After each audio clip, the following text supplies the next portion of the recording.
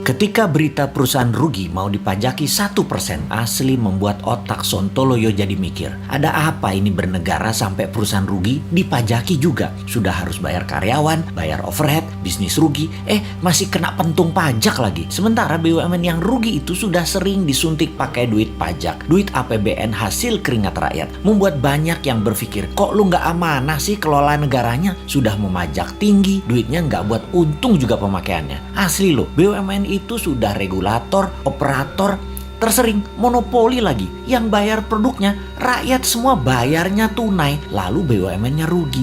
Lah geblek pol, asli geblek. Sebenarnya apa sih yang terjadi? Kita melihat harusnya kita tarik mundur ke 5 tahun terakhir. Kebijakan kelolaan ekonomi negara, baik positif untung atau rugi, ukurannya bukan kebijakan kemarin atau bulan lalu, bahkan tahun lalu. Harus melihat mundur agak jauh, hingga 5 tahun. Kalau perusahaan UKM misalnya bisa terlihat langsung sebuah kebijakan bulan lalu membuat perusahaan untung atau perusahaan rugi. Bisa langsung terlihat. Keadaan ekonomi negara saat ini kita melihat faktanya adalah uang kering. Faktanya adalah uang yang beredar hanya 44% dari PDB. Banyak orang menahan uangnya untuk tidak muter. Ini sudah kejadian lama. Melambat dan melambat. Ekonomi turun karena keringnya uang beredar. Kita bandingkan dengan negara lain. Jepang saat ini uang beredarnya 120% dari PDB. Tiongkok 250% dari PDB. Amerika 200% dari PDB. Gini deh, kita kasih info tambahan lagi. Di Tiongkok yang transaksinya pakai non tunai itu 2 kali PDB Tiongkok yang 13.000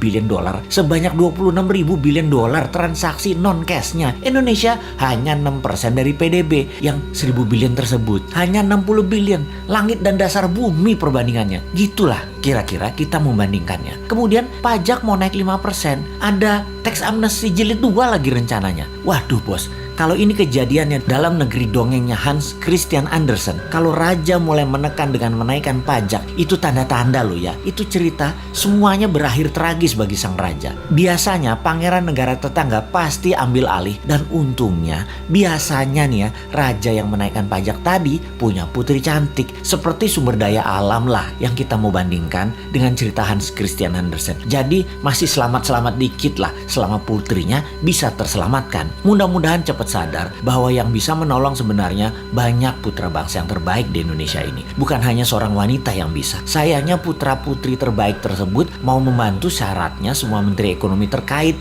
yaitu sekitar 8 departemen, ganti semua dengan timnya dan minta kedaulatan penuh. Kan gak mungkin.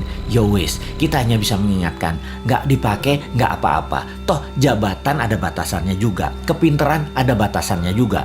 Tapi bener deh bos, kalau kebodohan mah gak ada batasnya. Kembali ke pajak. Ini yang buat nyesek kebijakan keuangannya dengan menaikkan pajak tinggi dan menekan. Kalian itu wahai pejabat tidak ikut membuat kaya rakyat, malah majekin. Kebijakan pejabat harusnya membuat makmur rakyat. Begini ilustrasinya. Kalau rakyat dapat 100, dipajaki 10, oke lah. Lalu sekarang dipajaki mau 12% atau 15%. Sementara pendapatan turun hanya jadi 80. Ya teriaklah rakyat. Bener deh. Kalau karena kebijakan yang bijaksana, rakyat dari 100 jadi 130. Jadi 150, diambil 15%, ya nggak apa-apa juga. Begitu loh menjadi pejabat. Kebijakannya menghasilkan manfaat baik. Sekedar mengingatkan lagi, pendukung pejabat saat ini terbanyak dari bisnis properti dan batu bara. Lalu 5 tahun ini properti setengah mati, bahkan sebagian sudah mati suri. Cash beredar rendah, kredit bank buat beli properti dibatasi, perkantoran dan mal lengang karena pembatasan gerak manusia. Pariwisata dunia belum jalan baik ke Indonesia. Lengkap sudah penderitaan pemain properti di Indonesia. Dulu dibantu, sekarang terlupakan. Piye toh bos, jadi banyak yang merugi. Kena pajak 1% lagi.